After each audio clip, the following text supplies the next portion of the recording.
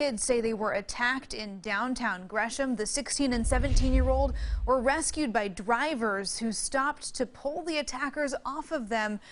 You can see here their injuries hard to look at. KOIN 6's Jennifer Dowling talked with one of those teens who's now recovering. She joins us live. Jen, they had a pretty scary story to tell you today. They did, Emily. I talked to Corinne Beck, one of the assault victims. She says that they were trying to just skate and have a great day in Gresham City Park. Well, that's when someone called her a bad name, a female. She responded back, defending herself verbally, and that's when a group of around 20 started following them and threatening them. And then he turned around and socked me in the face. The injuries on Corinne Beck's face really tell the story. She and her boyfriend Logan fell victim to a mob of kids and adults at a park Friday. It started with a young woman calling her names and ended with a savage beating. We kept walking up the hill and they followed us up there and they were like, "You want to fight? You want to fight?"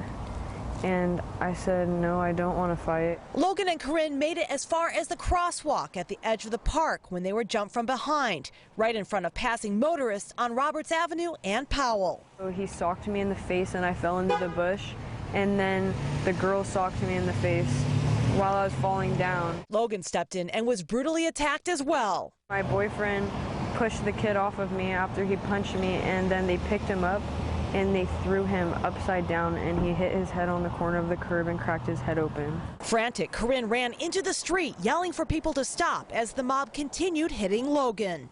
I thought he was going to die. I was more worried about him than myself. Alexandria Kehoe and her husband were coming out of a store. Seeing the mayhem, they sprang into action. Her face was all bloodied, so I started running. A passing biker also stopped to help. Corinne told Alexandria to help Logan.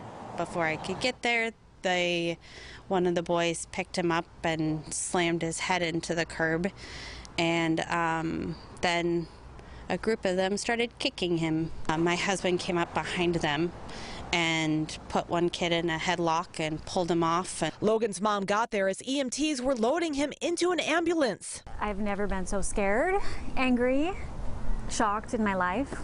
Anna's vowing to fight for Logan and Corinne and bring those who did this to justice. And you have to be your child's advocate, and we will continue to fight this to the very end.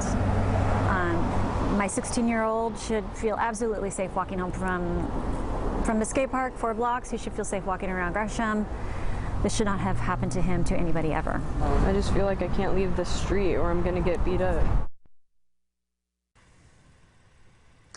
And Logan wasn't up for talking to us today. He was feeling nauseous from a severe concussion. Anna, his mom, said that she was planning to take him back to the emergency room tonight as a precaution. The doctors had told them to do that if he was feeling sick. Now, the two teens do have a GoFundMe page set up for surgeries or whatever other medical needs they have. We'll put a link to that on our page at KOIN.com.